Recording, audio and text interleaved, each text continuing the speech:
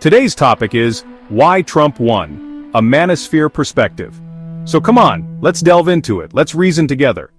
The re-election of Donald Trump in 2024 has precipitated a profound and multifaceted response from the radical feminist contingent within the Democratic Party, manifesting in both personal and collective spheres. This electoral outcome is perceived by many as an existential threat to women's rights, particularly concerning reproductive autonomy, thereby engendering a spectrum of reactions characterized by despair, activism, and radical personal decisions. A salient manifestation of this response is the adoption of the 4B movement, a radical feminist initiative originating from South Korea. The tenets of this movement, Bihan, no marriage, Bichulsan, no childbirth, Biyeonai, no dating, and Bisexu, no sex, advocate for the complete rejection of traditional heterosexual relationships and procreation as a form of protest against systemic patriarchy and gender-based oppression. Following Trump's victory, there has been a notable surge in American women aligning with this movement, viewing it as a means to reclaim autonomy over their bodies and resist a political climate perceived as hostile to women's rights. This alignment is evidenced by increased discussions and endorsements of the 4B movement across social media platforms, with women expressing their commitment to abstain from relationships with men as a form of political protest. In tandem with the adoption of the 4B movement, some radical feminists have initiated sex strikes, consciously withholding sexual relations from male partners as a form of protest. This tactic, reminiscent of historical instances where women have used sexual abstinence as a means of political leverage, is intended to underscore the significance of women's autonomy and to challenge policies perceived as infringing upon reproductive rights. The sex strike serves both as a personal assertion of control and a collective statement against the political developments that threaten bodily autonomy. The election outcome has also precipitated significant interpersonal tensions, leading to divisions within families, marriages, and communities. The political polarization has strained personal relationships, particularly where political allegiances diverge.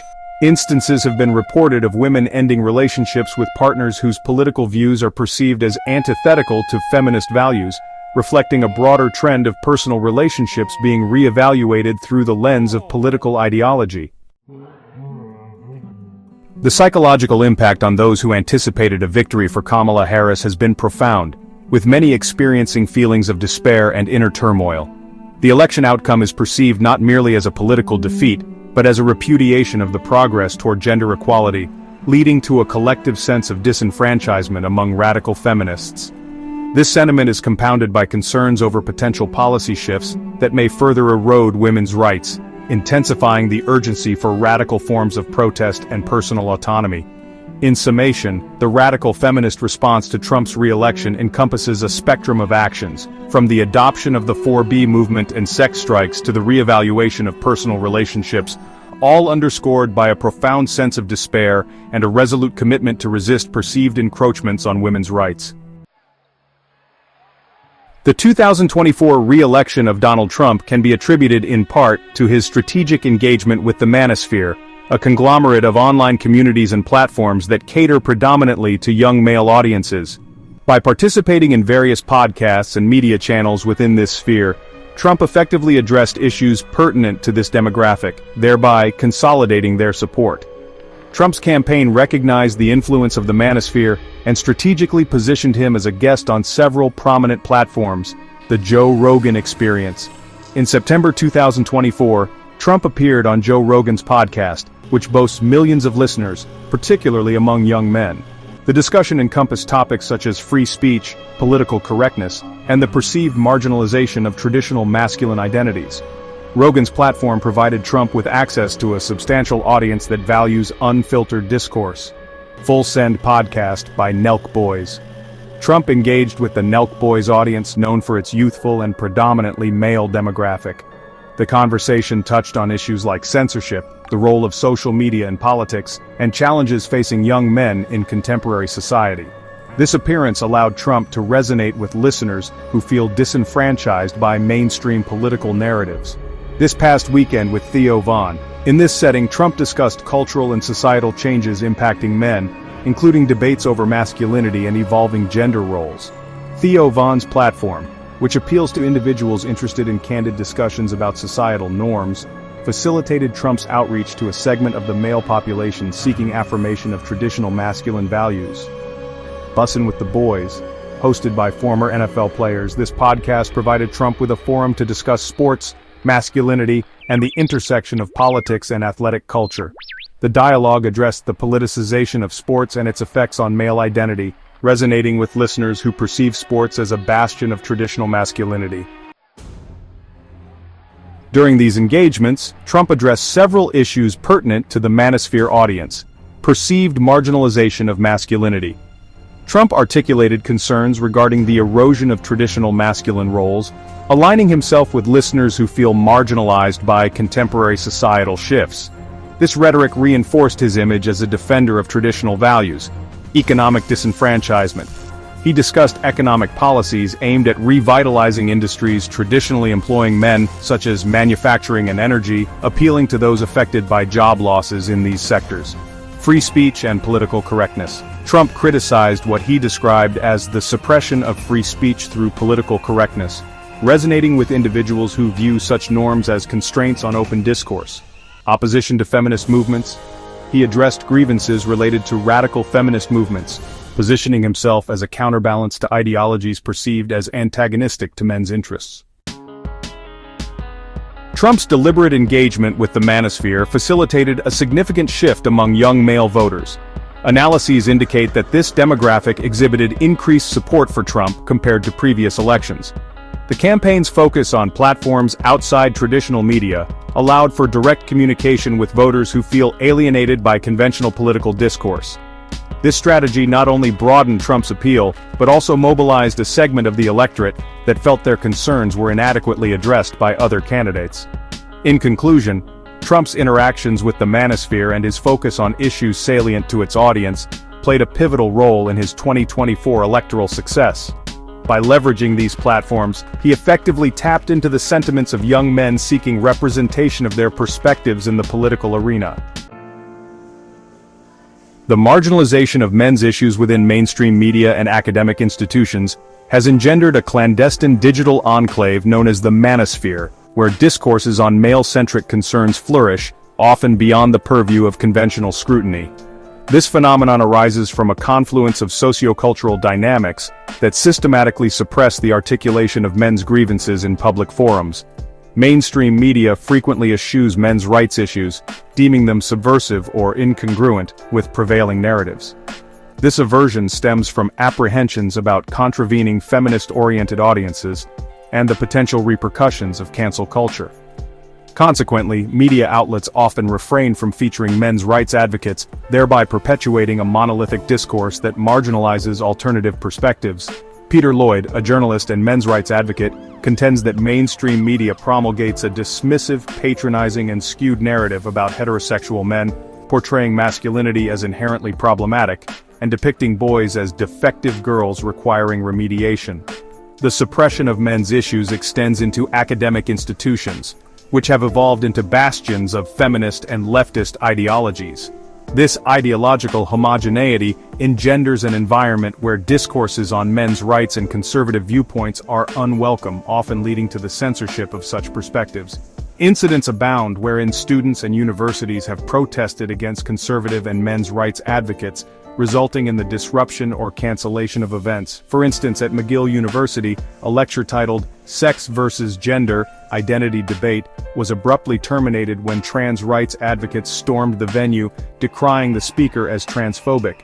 Similarly, at the University of New Mexico, a conservative speakers event was disrupted by student protests, culminating in the event's cancellation. These episodes underscore the prevailing hostility toward divergent viewpoints, contravening the ideal of universities as marketplaces of ideas. The systematic exclusion of men's issues from mainstream discourse has compelled individuals to seek alternative platforms for expression, culminating in the formation of the Manosphere. This digital consortium encompasses blogs, forums, and social media communities dedicated to discussions on male-specific concerns, including family and divorce laws, critiques of legal frameworks perceived as biased against men in custody battles and alimony arrangements, men's disposability, explorations of societal norms that valorize male sacrifice in contexts such as warfare and hazardous occupations, unrealistic female expectations, dialogues on societal pressures for men to conform to idealized standards of success and appearance, bias against men, analyses of systemic prejudices in areas like criminal sentencing and educational attainment, toxic femininity, discussions on behaviors by women that perpetuate harmful stereotypes or dynamics, toxic dating cultures, examinations of contemporary dating practices perceived as detrimental to healthy relationships. The Manosphere serves as a refuge for individuals seeking candid conversations on these topics, unencumbered by the constraints of mainstream platforms. However, this seclusion fosters echo chambers that may amplify extremist ideologies and entrench divisive narratives. The Associated Press notes that, following political events such as the U.S. presidential election, the Manosphere has accelerated threats and demeaning language toward women, exemplifying the potential for radicalization within these spaces. The relegation of men's issues to the peripheries of public discourse has profound implications. It engenders a polarized environment where grievances are addressed in isolation, impeding constructive dialogue and comprehensive policy solutions. To mitigate this polarization, it is imperative to cultivate inclusive platforms that accommodate diverse perspectives, thereby fostering a more holistic understanding of gender-related challenges. In summation, the marginalization of men's issues within mainstream media and academic institutions has precipitated the emergence of the Manosphere, a digital enclave where male-centric concerns are deliberated, albeit in a fragmented and oftentimes radicalized manner. Addressing this marginalization necessitates a recommitment to the principles of open discourse and intellectual diversity, ensuring that all voices are accorded equitable consideration in the public sphere. The 2024 presidential election illuminated a critical oversight within the Democratic campaign: the failure to substantively engage with men's issues, particularly those resonating within the Manosphere. This neglect, juxtaposed against the Republican candidates' direct outreach, contributed to a significant shift in male voter allegiances. The Democratic Party's campaign exhibited a discernible disregard for addressing men's concerns. This was evident in the absence of targeted policies or dialogues aimed at issues such as male economic disenfranchisement, mental health, and evolving gender roles. The party's focus remained predominantly on progressive agendas, often perceived as gynocentric, thereby alienating a substantial segment of the male electorate. In the latter stages of the campaign, Vice President Kamala Harris introduced the Opportunity Agenda for Black men, proposing initiatives like forgivable business loans and apprenticeships. However, this effort was widely criticized as a perfunctory gesture, lacking depth and sincerity. Critics argued that the timing and superficiality of the proposal rendered it ineffective in galvanizing support among black male voters. Jeff Charles, a political commentator, noted that Harris's polling numbers among black men were stuck in the waiting room of a DMV, indicating a profound disconnect between the campaign and this demographic. Unlike her opponent, Harris did not engage with platforms within the Manosphere, online communities where men's issues are extensively discussed. This omission signaled a disregard for the spaces where many men seek discourse on topics pertinent to their experiences. The lack of direct communication on these platforms further alienated male voters who felt their concerns were being ignored. Prominent figures like Michelle Obama and President Barack Obama addressed male voters, urging them to support the Democratic ticket. However, their appeals were framed primarily in terms of safeguarding women's rights. Michelle Obama emphasized that a vote for Trump would result in women suffering and losing control over reproductive rights, without addressing issues directly affecting men. Similarly, President Obama criticized men for prioritizing their own interests, urging them to vote in favor of women's rights. This approach was perceived as dismissive of men's legitimate concerns, reinforcing sentiments of marginalization. The Democratic Party's alignment with feminist ideologies and progressive policies has been perceived as contributing to the erosion of traditional family structures. Policies perceived as favoring single motherhood and promoting female moral superiority have alienated men who value traditional family roles. This perception has been exacerbated by the party's support for laws and social policies that some argue disembed men from their families, leading to a proliferation of single-mother households. The Democratic Party's perceived disregard for men's issues and the erosion of traditional values have driven male voters toward alternative platforms and political affiliations.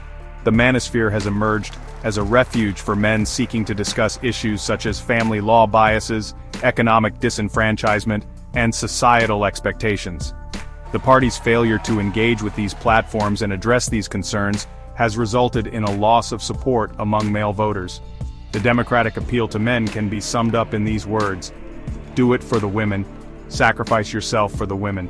Show that you care for your daughters but not your sons, that you care for your sisters but not your brothers, that you care for your wives but not yourselves, and that you care for your mothers but not your fathers. Deny yourself. Show that you care for women whose life outlook is turned inward, my body, my rights. Show that you care for women who are in this life for themselves, women who focus on themselves, women who do themselves, women who, according to the feminist slogan of later days, are strong and independent and don't need men. Men were told to care for the women who don't need them. Make that make sense. Women were told to vote for their interests, and men were told to vote for women's interests, not their interests. Women were never asked to make sacrifices in the opposite direction. They were not asked to think of their sons, brothers, fathers, and husbands. Instead, they were encouraged to fight for their bodies and their rights. The election of Trump was, for the most part, a rejection of this. From a Manosphere standpoint, Trump's victory in this last election resulted from a quiet male revolution in the West.